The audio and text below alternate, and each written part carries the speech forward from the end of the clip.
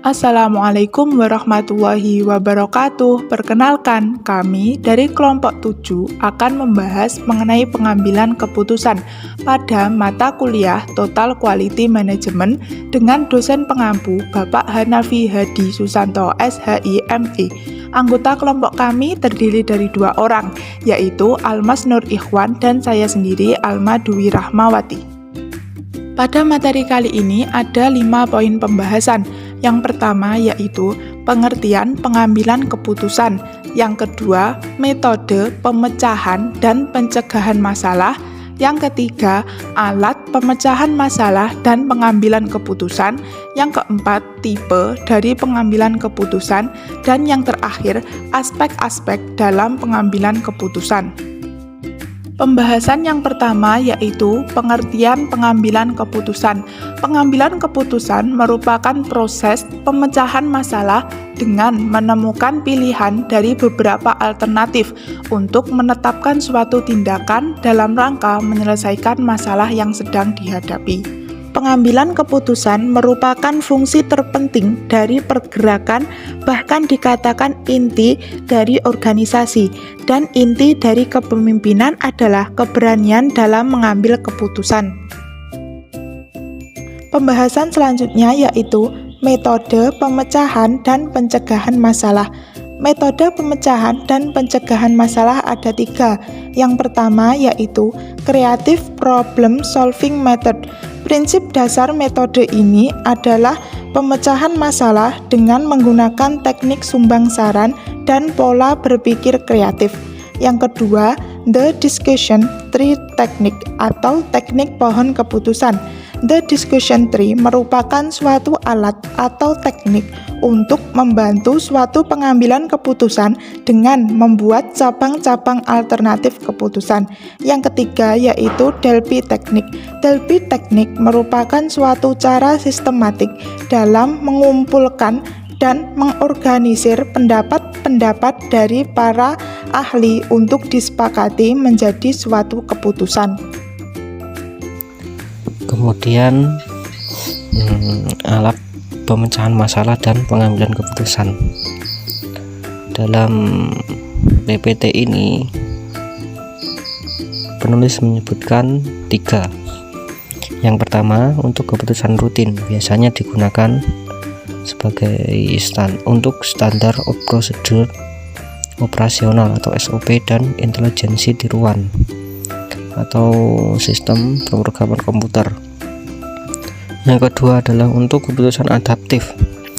Biasanya digunakan sebagai analisis titik impas atau break-even point dan keluaran matriks. Yang ketiga, untuk keputusan inovatif.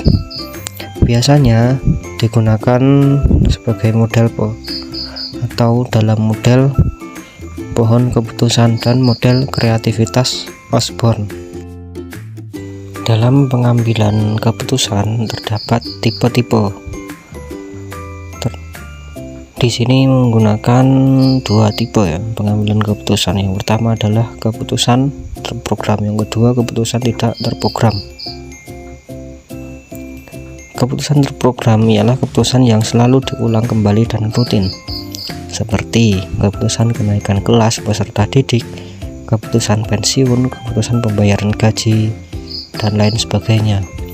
Yang kedua adalah keputusan tidak terprogram. Keputusan tidak terprogram ialah keputusan yang diambil untuk menghadapi situasi yang rumit dan baru atau khusus. Seperti apa yang harus dilakukan atas suatu produk yang gagal dan bagaimana memperbaiki hubungan dengan masyarakat. Tipe pengambilan keputusan ini berguna sebagai respon atas tindakan seperti apa yang akan kita lalui dalam sebuah permasalahan ya. Aspek-aspek dalam pengambilan keputusan. Aspek-aspek merupakan suatu hal yang perlu diperhatikan ya, atau sesuatu yang perlu dipertimbangkan dalam pengambilan sebuah keputusan. Yang pertama adalah mengidentifikasi masalah. bagaimana mengenai perspektif dan paradigma ataupun analisis sebuah masalah. Yang kedua adalah merumuskan alternatif. Setelah merumuskan alternatif, kita akan mempertimbangkan sebuah risiko atau konsekuensi. Yang keempat adalah memilih alternatif yang sudah dirumuskan. Yang kelima adalah evaluasi. Evaluasi berfungsi sebagai